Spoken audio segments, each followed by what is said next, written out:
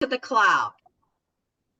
Okay, so the first reader, welcome everybody to the Storyteller Poetry. Hi, Joan. So the first reader, I'm going to take you in order of you are on my screen, except for the fact that I'll be reading my and Sharon's poems last. Sharon's the very last at her request, okay? The first reader will be Jacqueline. Second will be Alan. I'm reading you in the order of my screen, left to right. The next will be Ethan, then John, then Marianne, then Joanne, then Shaun, then Kavita, and then Rosemary. And then I'll read my poem, and then Sharon. Okay, and then we'll open up for some discussion. Is that the way, am I in sync with what we talked about, Sharon? Yes. She can't hear me. Oh, Sharon. Oh, okay. Oh, I thought I heard her say yes. She answered yes. Yes, she did. I heard it. Okay, great. Go ahead, Jacqueline. All right. Well, thank you. And thank you for hosting and Sharon for organizing. I don't think I've read anything from this collection stronger than Cleopatra. I really struggled because I didn't remember the ones I read before, but I don't think I've read anything from this collection. And this is a collection that this is a poetic memoir. 30 years ago this spring, I lost my first husband very suddenly to a heart attack. And this poem is called The Last Night in This House. I'm hearing some feedback. Yeah, yeah, somebody, we all need to mute until she's finished reading. Okay. Okay. I'm not hearing them feedback now, so we're okay? Good. The last night in this house. The pictures in the hallway have been taken down, packed in mirror cartons marked fragile.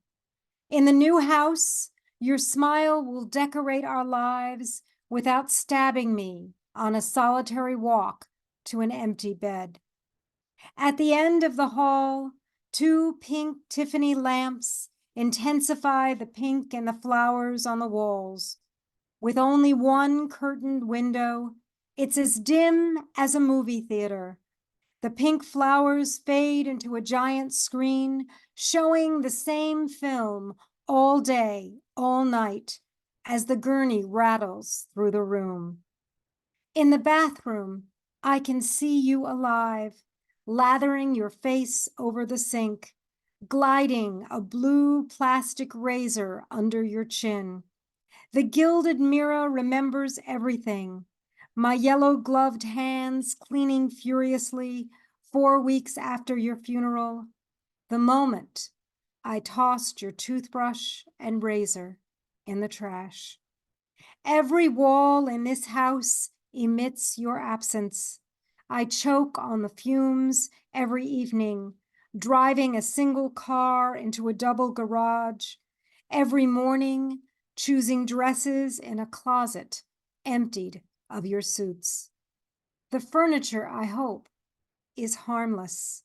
Your brown easy chair will be wrapped in plastic to travel on a truck beside 17 years of items selected together.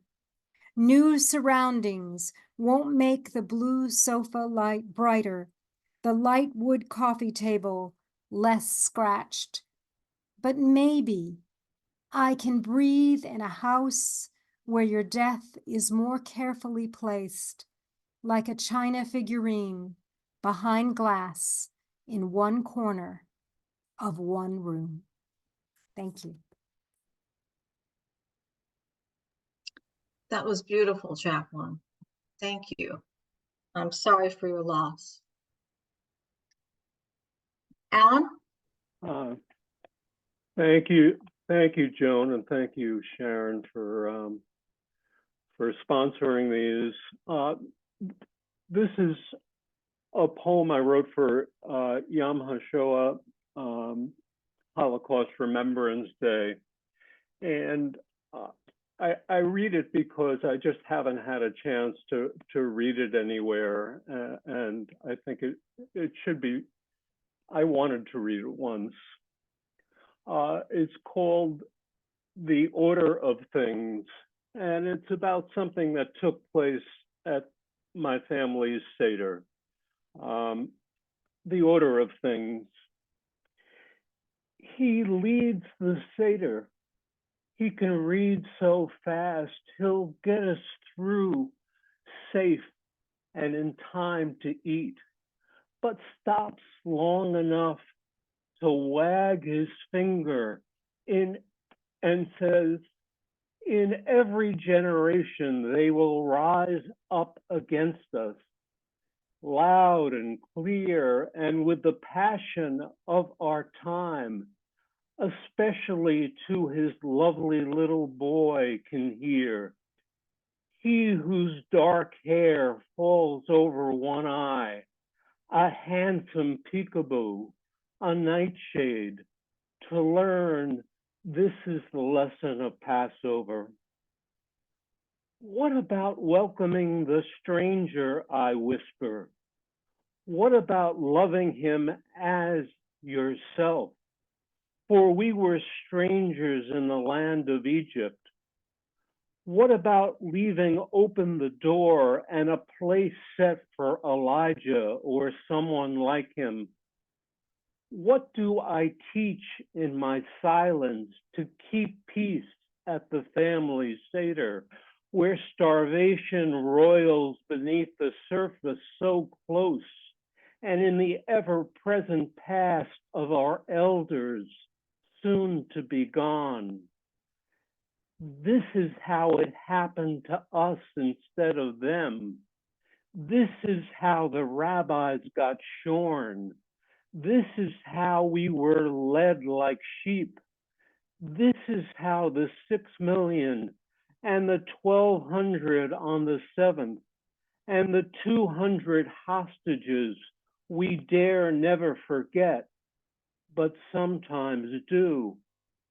I say, just give us the choices that are rightfully ours, so you, God, don't have to waste your power, or you need to nap having gotten weary of our ceaseless need.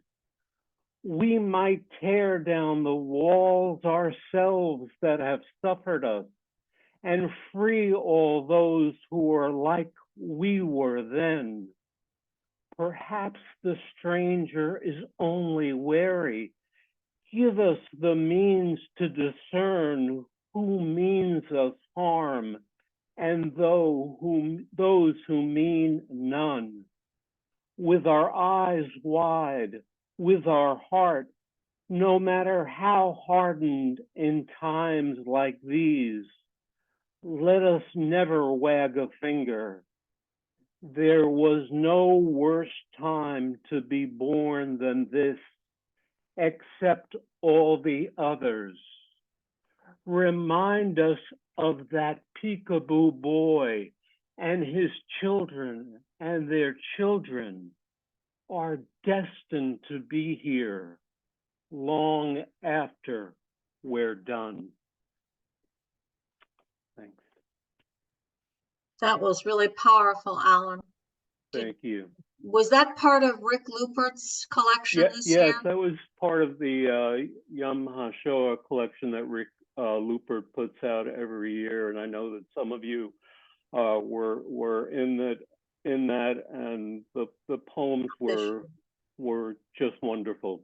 So thank you for putting up with that one. Well, it's a wonderful and powerful poem. I've written for it 2 other years, but I didn't do it this year. I couldn't bring myself to think about all of the issues. But I sent it to my dear friend Neshi, who is concerned in Pittsburgh about what's going on. So, okay, Ethan.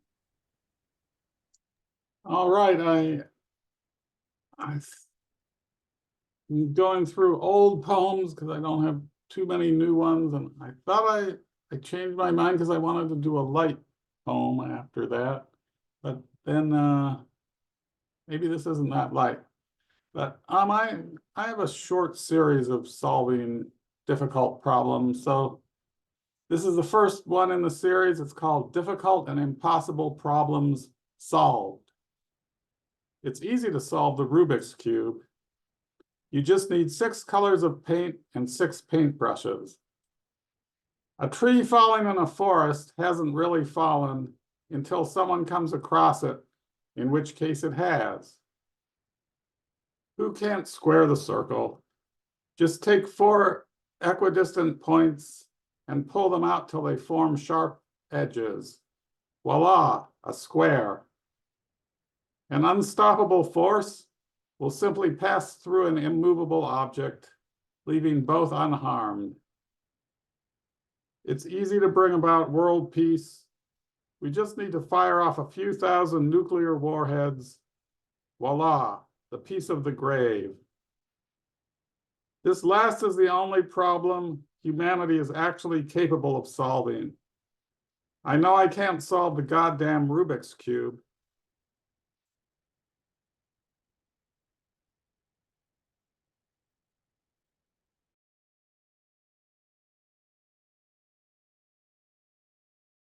Good one, Ethan. I can't solve Rubik's Cubes very well either. John? You're Yep. next. Living in the Southwest, in the high desert, there's a lot to write about. And here's a bit of it. Sense of high desert. Like the architecture of high desert, its mesas, arroyos, volcanic remains. Emptiness echoes in the isolation each pine and juniper makes for itself. Constellations are known by their places. The sea has the same stars, but no monuments. In this place, clouds scatter more sky than they can fill. Their light and shadow like water through fingers.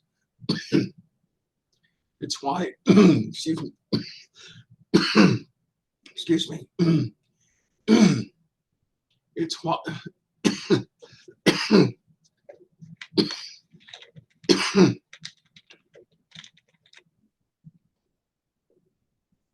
Do you want to go ahead and start again, John, so that you don't have the interruption of your topic?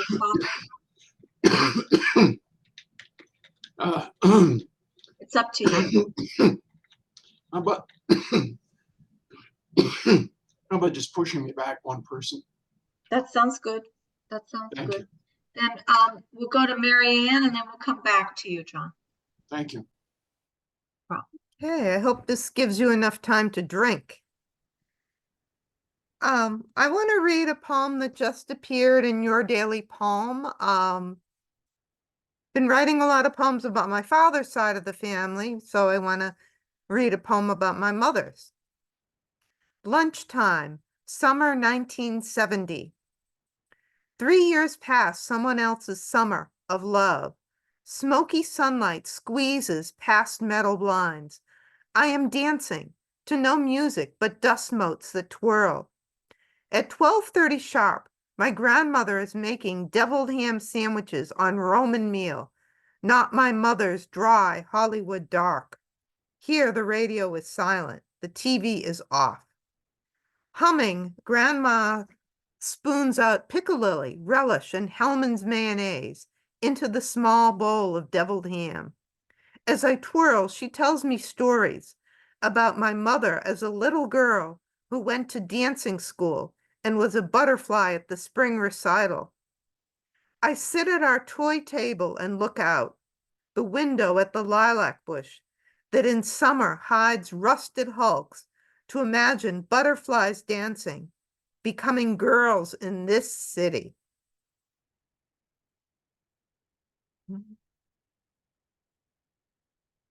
Thank you. I just love that one, Marianne. I Good. really, it's got such joyful notes and your relationship with your grandma. And I used to ask my grandma to tell me stories about when my mother was little, and also when my aunt was little, because she was naughty. Okay. John, how are you doing? Do you feel ready to Well, read? let's give it a try. Okay. It's that time of year in the high desert when there's all kinds of interesting stuff in this air. I understand. Allergy. I got down to the last two lines too. Sense of high desert. Like the architecture of high desert, its mesas, arroyos, volcanic remains. Emptiness echoes in the isolation each pine and juniper makes for itself. Constellations are known by their places. The sea has the same stars, but no monuments. In this place, clouds scatter more sky than they can fill. Their light and shadow like water through fingers. It's when you turn, not expecting to look, that you sometimes forget to breathe. Thank you. That last line, or last two lines, really, when you turn not expecting to look, forget to breathe. That's really beautiful ending, John. Okay, Joanne, Hi, everybody. you're up next, dear. Yes, can you hear me? Yeah, okay.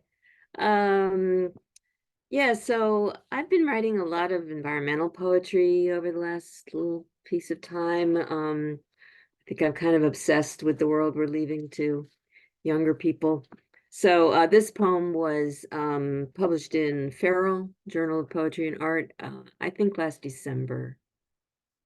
And it's called Discussing the Anthropocene with a Jellyfish. Turritopus storni can actually reverse its life cycle, allowing the jellyfish to regrow themselves in an entirely different body plan. That's the epigraph from the Natural History Museum in London. Your sting, my first memory. 4 years old at Wildwood, screaming as my father plucked each tiny trail from the ring of red welted beads circling my knee. For years, I fearfully avoided you, but now I see you differently, often, sorry to say, after you've expired, your translucent remains sunken into sand, half naked, half concealed. You might be surprised how hotly we humans debate you, jealous perhaps that you survived 5 extinctions, while we busily prepare our first. Our plastic bags gag your ocean home, strewn with our sewage, ravaged by our greedy fishing. Thousands of you clogged water screens, shut down a nuclear power plant. We tried for years, but didn't succeed. Your bobbing umbrellas offer tiny fish shelter in the deep. But some fear your incessant blooms are upsetting the deft balance of the sea. Which is it, Nigerians? Whether you are friend or foe, I want to know about your near immortality. How do we, too, make a clean start?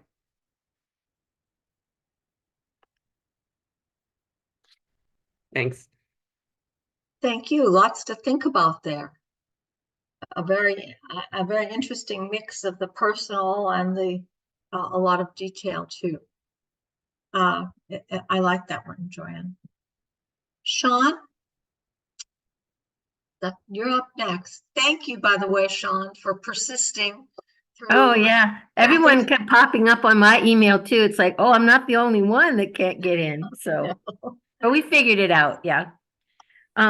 Okay, so this one is, I'm still finding a home for it, but it was something I wrote after something came up on my feed about a couple years ago. They discovered this box of talismans at a Pompeii excavation site that was like very well preserved, and like the box was even still in one piece and whatnot. So anyway, it was just intriguing to me, so I wrote this. It's called Pompeii 89 AD, I'm sorry. It's called Pompeii 80 AD 79. Slave, sorceress, first and foremost woman. They found your wooden box with the bronze hinges, the one that held 100 tiny precious things. Because there was no gold inside, they surmised that you were a servant, that these were merely trinkets. But what could they know of the value of this trove? The secrets and hopes of love and birth, the seductions and fortunes, good and bad, the powers outside the standard set of powers, the things that can spring from seashell, tooth, and bone, cinnabar and glass, carnelian and amber, the amethyst beads, the phallus, skulls, and scarabs, the amulets and dolls, your arsenal of charms. I hope they brought you clarity and strength, transformation, that they absorbed your pain, made you brave, protected you, that a verdigris of peace settled over you, awake or asleep. I hope the bird bones conjured wings so that you could fly away.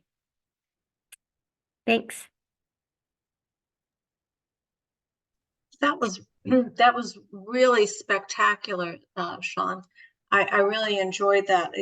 Everything, little things are of such value, and not everything that has to be gold or some metal on the market. You know, these things. I especially like the little bird. You hope that the bird bones gave her wings. So, okay. On now to Kavita, who I think gets the award for coming the farthest. No, wait, that might go to Rosemary. Peru might be farther than Vancouver. I'm in Calgary, Canada. Yes, Calgary. Sorry, yeah. I thought Vancouver, but Yeah. Calgary. So I think Mary Rose gets the she farthest T-shirt. Yeah, she gets that one. Okay, So go ahead. some of you know that Silver Birch Press has an All About Mother series, and this poem of mine was written a while ago, and they have accepted it for publication. She's going to run the series till December because she had just an overwhelming number of submissions. So originally she had an earlier cutoff date. And this is my poem, Mother. Since we just had Mother's Day, I thought I would read the poem. Mother had 3 saris. 2 were inside saris to wear in the house. The third was the going out sari to wear for occasions. She could wear the inside one to the bazaar, which was outside the house. So that was the inside-outside sari. Mother fried onions at 4:30 in the morning. When they became too expensive, she made the curry without onions. Then there was no smell and our sleep was blissful. At 5:30, she packed hot lunch into lunch boxes. With no microwaves, we ate our hot lunch cold. With few ingredients and a limited budget, Mother's food was heavenly. She took cooking lessons from Premila Lal. In Mother's world, you had to eat the egg soft-boiled or egg flip if you had sports practice at 6:30 in the morning. Egg flip was raw egg in warm milk, no nutmeg. Condiments are expensive, only for the rich, she said. Close your nose and drink it up or down. If you didn't, she would hold your nose for you and you couldn't breathe. Mother had an idiom for everything. Some she recited in English, others in Marathi. If you failed a math test, it was, don't cry over spilt milk. She said, my daddy was too clever by half. Sounded better in Marathi if he rationalized matters by clever intellectual arguments. Remember, he was a poet. One day, she took me to see the principal of her old school, who asked how my daddy was. My reply, my daddy is too clever by half. Mother did not flinch when the principal asked where I had learnt that expression. Mother rolled her eyes to communicate commands. She rolled one lip over the other, pressing them hard together. It was a language learned in childhood, a call to prompt response as children. Once I tried to express disapproval of a student's behavior in my class. I rolled my eyes and pressed my lips together hard. He burst out laughing. I failed to understand his response. Mother's face appeared before me. More practice might be needed. Many things in the world, according to my mother, make so much sense to me now. The ritual of hand washing between fingers, in, out, over palms, under hands.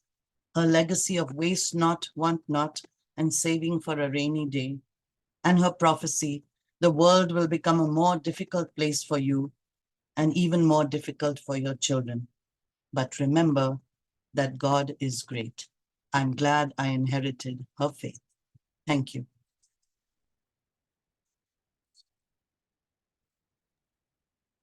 That's wonderful. I could just see your mother and see you imitating her. That was really fantastic, Kavita. Thank you for sharing that with us. Thank you. It's another good one. Everyone here has done such beautiful work. Rosemary, it's your turn now. Okay. Well, I've had a long life and I met some very strange people in it. And I think one day I have to collect them all in one chapbook. This one is called, excuse me. This one is called The Collector. The collector finds them in bars, parks, buses, the underground, or coffee shops. He frequents downtown pole dance joints, picks up blondes, brunettes, or curly blacks. Long legs, ample behinds, he's not choosy. All have one thing in common. They talk. Too much. Somewhere in Soho, they stagger down those stairs on dizzying heels, click-clacking their way into his basement, call him affectionately Nutter. Make themselves comfortable. He smiles, puts his finger to his lips, and readies the little machine, pushes the button, and records 10 minutes of their silent breathing. Thank you. That was very good, Rosemary. We needed to chuckle. Well, Joe, now here we are with you. I'm sorry again for the difficulty I caused with my inept computer skills, but thank you for persisting and coming. So. Happy to be here. I'm going to read one I chose this one. It's a recent poem. I haven't published it anywhere. But it's in the storyteller style, so I figure it belongs here. It's called Best Concert Ever. We spread a blanket, edge of the crowd, eat fried chicken, not dancing. Jerry far away, a tiny bobblehead on stage, flash of a beatific grin. A toddling child appears, naked before us, says, poop, a complete statement. Parents somewhere dancing, the need immediate, smelly. We, selected by this child, have no diapers, no wipes. Everyone oblivious, dancing. He has black ringlets, smudged cheeks, thrusting eyes. There are moments when you look into a lover's eyes, when a tree is falling, when a child is in need. The world stops, except that one thing. Jerry stops. The whole arena silent as we improvise with napkins, glug of white wine for cleaning fluid, a dancing skeleton t-shirt folded and knotted as a diaper. Saturn, his name, stays with us. We are Saturn's rings until mom and dad appear, frantic and so sorry. We say, we're honored he chose us. They say, thank you so much. But no, the music never stopped. That's it. That was amazing, Joe. I'm sure that that's going to find a published home pretty soon. What fun. Yeah, definitely. Okay, now I'll read mine, which you may have seen on Poetry Breakfast. I did send it out, but it's a haibun, and I don't write many haibuns, but this just seemed to want to be a haibun. I mean, I tried it in several different formats, and it didn't seem to like any of them. So I don't know if you know that I'm fascinated by the sunrise. I take pictures of it a lot. And I also love the sunset, but I can't see it as well from this current house. But anyway, here it is. I have noted that the colors are often the same. Sunrise or sunset. Staring into the sky as sun makes its appearance or slips away, I often imagine I can see beyond our atmosphere, beyond space, into the paradise that once was. Sunrise, sunset, two breaches of the wall of separation between this world and the next, shifts between darkness and light. I've watched sun rising up from water and sinking down into it. Over history, dawn is called the way to life, and sunset named as the passing out of it. For me, both are times to celebrate that same shift, that brief moment that opens a narrow path between this world and the next. I sometimes wonder why we claim one a start and the other a finish, when the true beauty lies in that moment of transience, a movement between earth and paradise, dark and light, that defies science, a movement only artists of brush and pen can define. Red gold sun spreads across the horizon line in both dawn and dusk. And now a real treat, an as yet unpublished poem from Sharon. It's a prose poem, and I shall read it to you. Okay. Give you the title first. Sex Education for Mom. Abstinence is the answer, she tells her newlywed 19-year-old brother when he says he doesn't want children until he finishes college. Birth control is better, I say. Condoms can spring holes, she says. Don't talk like that in front of Mom, he says. Every one of her kids was conceived using birth control, she admits. Face flushed, he laughs. Geez, way too much information. He takes a drink of soda. I am thrilled they are confiding in me. Just don't tell my wife, he says. Keeping secrets is no way to start a marriage, I say. Laugh because I can't picture my babies being married and having sex. Marriages are filled with secrets, she says. Not long marriages, I say. Open the car window, he says. Puts his head out, inhales a deep breath of fresh air. Questions his sister. Really? Are you not having sex? Second marriage with no children. That's none of your business, she says. Upsetting your sister is not going to resolve the problem, I say, putting back on my mom hat. Vehemently denying he was doing that, he says he won't give up sex.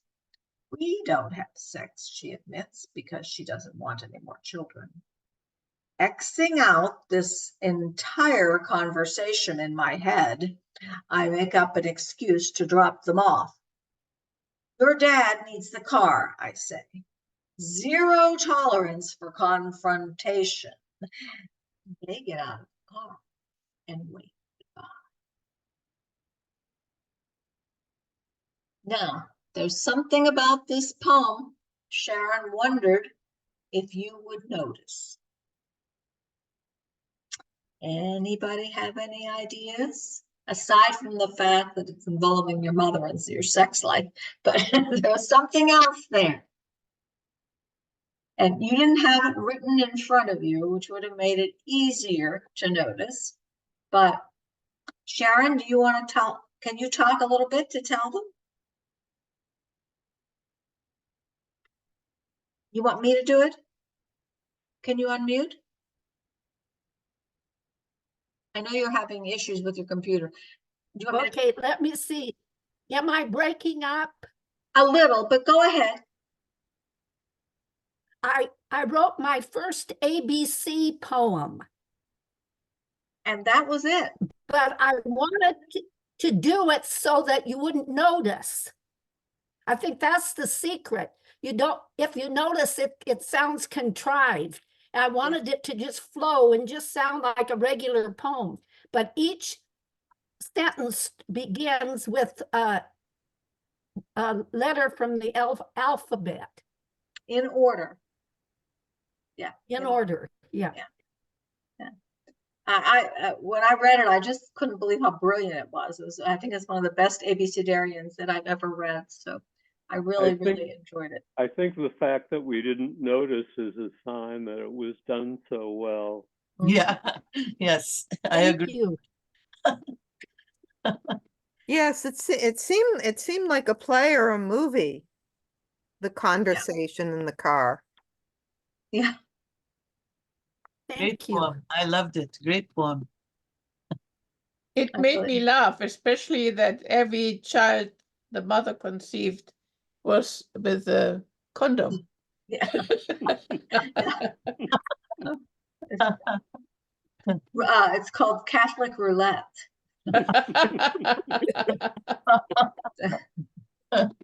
where I grew up. The rhythm, non-rhythm method. Oh, rhythm roulette. That's it. That's it. Rhythm roulette. Rhythm roulette. Okay. Okay. Well, does anyone else have, Sharon, what would you like us to do? Is there anything else you have in mind for our meeting? Could just have a discussion, talk about anything you want. Okay. Everybody can unmute now, so we can chat freely. How is your move going, Joan? Oh, sigh. God wants us to learn patience, evidently.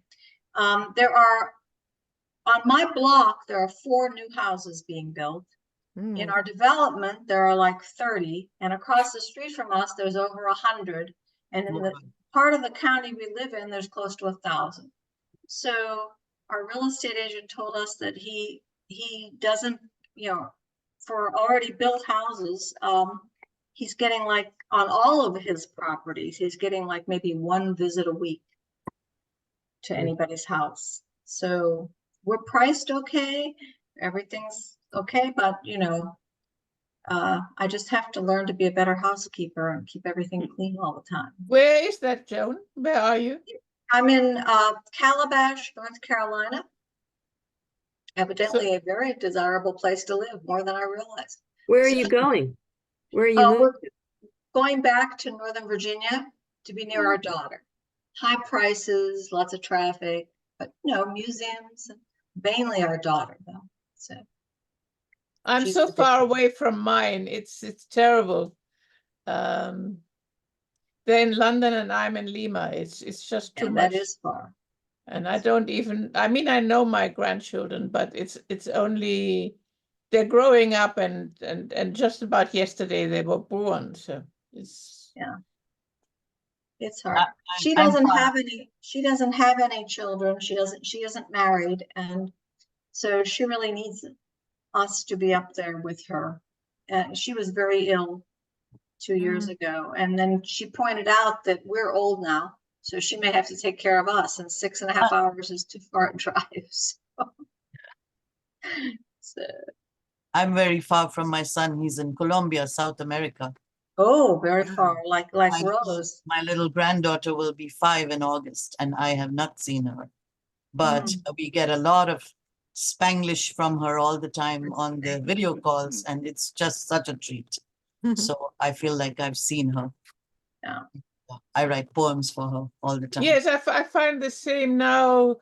thanks to COVID and many other things, technology has very quickly developed ways and means to be in contact. When I first married and I moved to London, I was far more out of touch than I'm now here in Lima. It was a letter, you wrote it, it took 3 days to go there. It took somebody 5 days, if they were fast, to actually write an answer. Then it took 3 days to come back, and by that time, the news was old. So I lost a lot of friends, and now I'm in touch with all of them. Hmm. Mhm. It's a miracle. I gotta go. I'll see you guys next time. Bye, Shaun. Thank Bye. you, Shaun. Of Bye. Have a course. great Thank poem, you. Shaun. Thank you. Take care. And the other thing I forgot to say, that I made so many new friends. And that's, for example, all of you. And there are more, and I'm very grateful for that. But that's one of the things that I like about Zoom, is that it's allowed me to meet people that I would not have met. I mean, Yeah. I might have been able to read your work and learn about you, Hmm. you know, especially with something like Sharon's newsletter, you know, where she gives a wide display about whoever she profiles. It's been a lot of fun, but seeing you on the Zoom is really nice, because we actually get to talk a little bit. Yeah. It's It's it's nice- nice that Zoom nice. has taken. Jacqueline?